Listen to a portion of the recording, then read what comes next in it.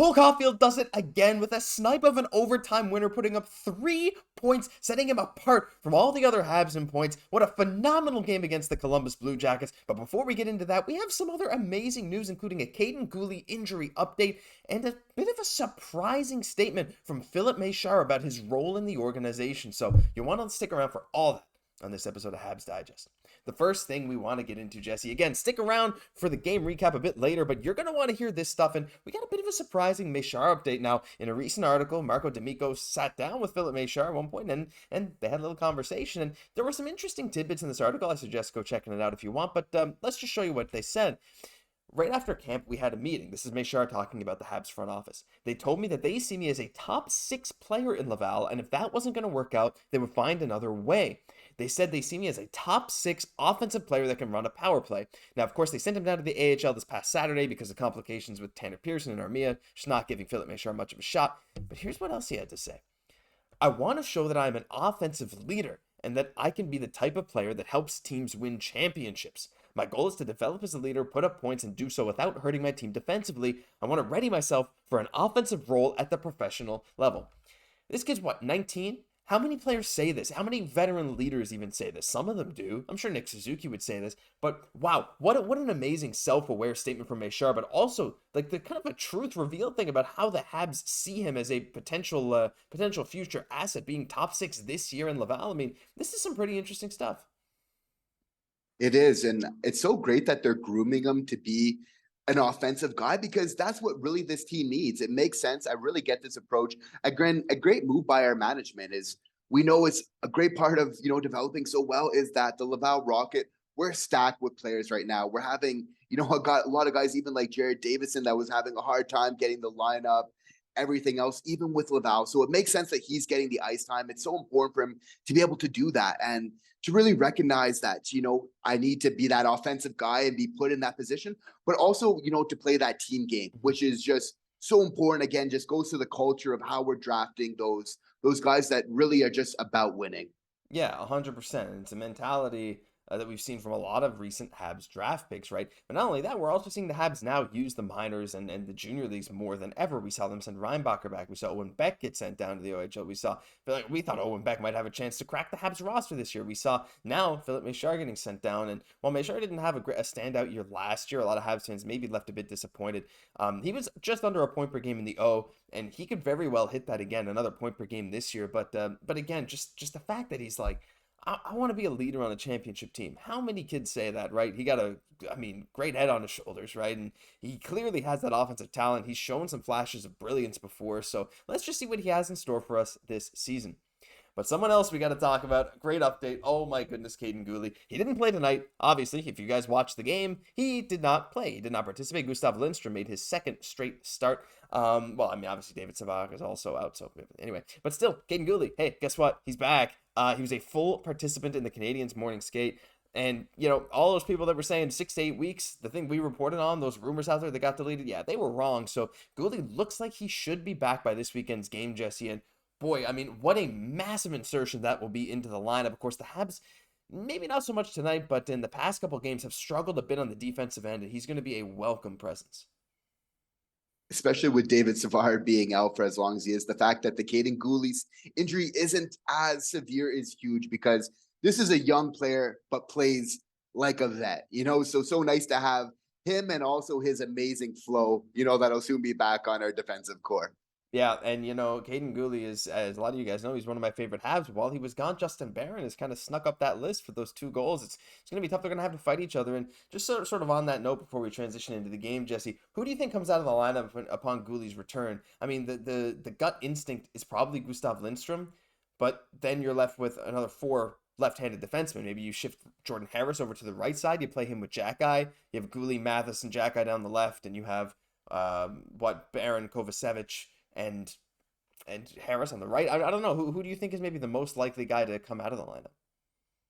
Gustav Lindstrom, even though he's been solid, shows that the reason why we do these little pickups sometimes in the offseason, they matter, right? Because we could have called a guy like Norlinder up, but it's sometimes the more prudent, wiser call to still go with the players with experience. Make sure when you're calling these players up that they really get the experience that they need, that you're not bringing them up too quick. That experience is so important. So really nice to have, but I see him coming out of the lineup and then probably Harris going back to playing his off wing. Yep, I think so too. I think that makes a lot of sense. It's also good so that we don't show off Gustav Lindstrom too much, because if he plays too much and he starts looking good, then some team might have to claim him on waivers if you ever have to send him down. So, maybe there's some strategy there. But regardless, let's jump into this game. And oh my gosh, what a game it was. I love Cole Caufield. I think we both love Cole Caufield.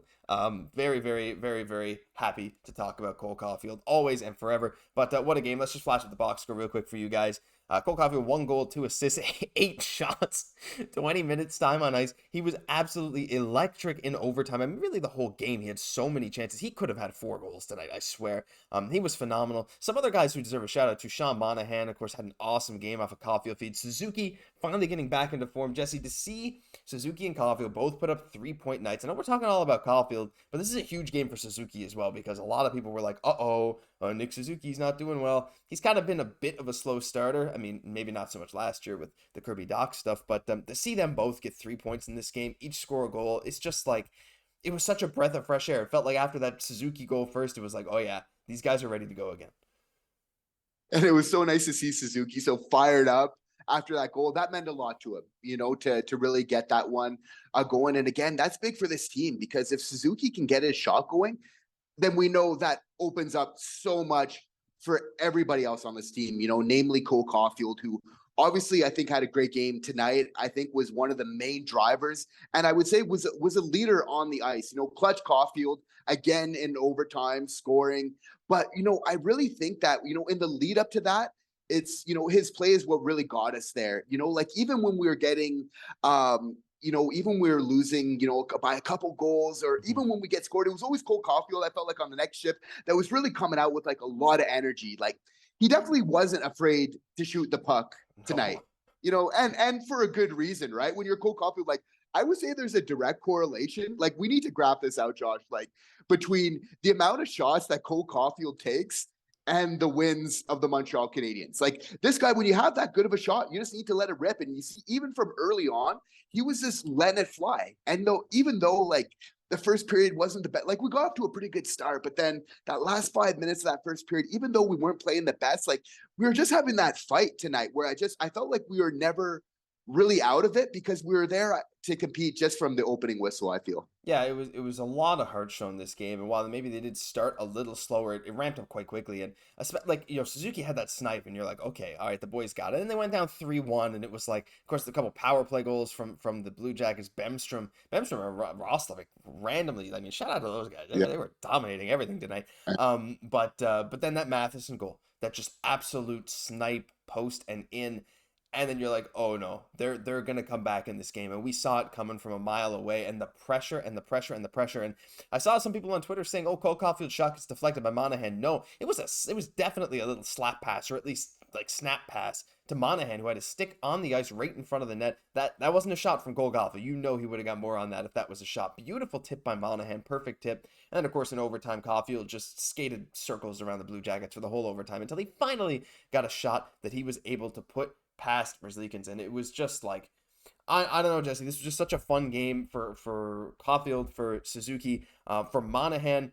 But also I want to talk a bit about the defense, because those guys have really been keeping us in games, at least offensively. Defensively, we're not so good before, but even tonight I thought the defense stepped up a little bit more. Let's flash the thing back up again. Look at all the block shots. Kovacevic with 3, Barron with 3, who's known as an offensive guy, Matheson with 5, Xhekaj with his classic 7 penalty minutes because he dropped the gloves. We also had Tanner Pearson punch a guy in the face. I couldn't find the video. I tried to get that in, but I couldn't find it. But it was just like, not only was it heart, it was hustle. And it was aggressiveness, and something that we said they missed a lot last year, and that was an urgency. And I felt like that urgency came like pretty early on in this game with the fighting, the getting back at each other, and just the will to win. I thought was just, I don't know, there was a lot of great things to come out of this game. Yeah, and I'm so happy just because of this win. A couple of dirty hits early from the Columbus Blue Jackets. That's like, oh, it'd be so nice to really get them where it really matters, on the scoreboard, really tonight, and just showing a lot of resiliency there, so it's just so nice to see from from this young team, and Monahan kind of stepping up, when on this young team, it's so important, when he's really there.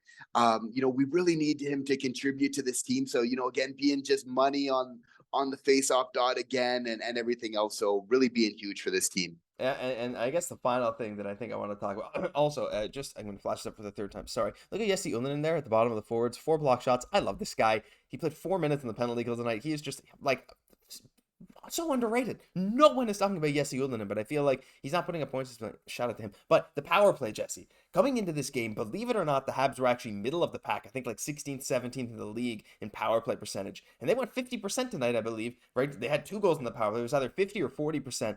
So that is going up. They're going to be an above average team in the league on the power play this year. That is surprising to me based on what we've seen, because it doesn't feel like it. But I feel like for as much complaining as we do, as a lot of other people maybe do about talking about the Habs power play, like that is kind of impressive for the staff that we have. It is. And just the fact that we're just starting to work on it. I know this is really surprising, but again, I will reiterate the fact that we have just started working on our power play. We've started, last year was about 5v5. We're doing great. Again, tonight, 2 out of the 3 Columbus goals were on the power play. Again, we're playing great 5-on-5. The fact that we can get our power play going is amazing. We've just started working on that. Like Martin St. Louis showing he's very successful in implementing his concepts, 5v5. Now, I feel like with the power play, that'll come, but you can't really judge something if the team hasn't put the time. I think this season now, by the end of the season, we'll be able to make a better call where the power play's at. And I feel like it'll be a lot better. But you know what? Like, I'm not surprised. Like, when you look at players on this team, like, let's say, like Sean Monahan or Brendan Gallagher, like, even though Brendan Gallagher, I think he would even say, he would like a little bit more pep in his step. It's like, he's still a good player, though. And Sean Monahan, and if these players aren't injured, they're going to play good hockey. They're going to contribute to this team in big ways. So again, it's just so important for this team to stay healthy. I know we've had a couple bumps early, but it doesn't mean, we have to throw in the towel. Obviously, like 7 games into the season, 4-2-1, like this is huge. Like the first 10 games of your year really define where you're going to end up at. It's a very interesting and often very accurate sample size of where you'll end up in the standings for the end of the season. So this was a really decisive game of whether we're going to go to 3-3-1 or we're going to go to 4-2-1 like we did tonight. And the fact that we're able to really show a lot of resilience and fight back and really kind of get this win, is this really huge for how we're going to end up after that 10-game mark, which will give us a pretty good indicator of this season. 100%. Caufield now at 9 points in 7 games. He is on fire to start the season. And like you said, if these guys stay healthy, which is never a guarantee if you're a Montreal Canadian, this team has let's do it. Come on. We got so much promise for this season. The young guys stepping up, some unexpected guys stepping up. Tanner Pearson, still shout out to him, playing some great hockey. Gallagher looking better than he has the past couple of years for sure. So a lot of fun stuff, a lot of heart this game. And who knew a Thursday night game against the Blue Jackets could end with this much excitement. That'll do it for this episode of Habs Digest. If you enjoyed, leave a like, comment, subscribe to the channel. As always, if you're still watching at this point, hit the button. You won't regret hitting it because we have content like this all season long. I'm Josh Gauss for my co-host, Jesse Poirier. We'll catch you in the next one.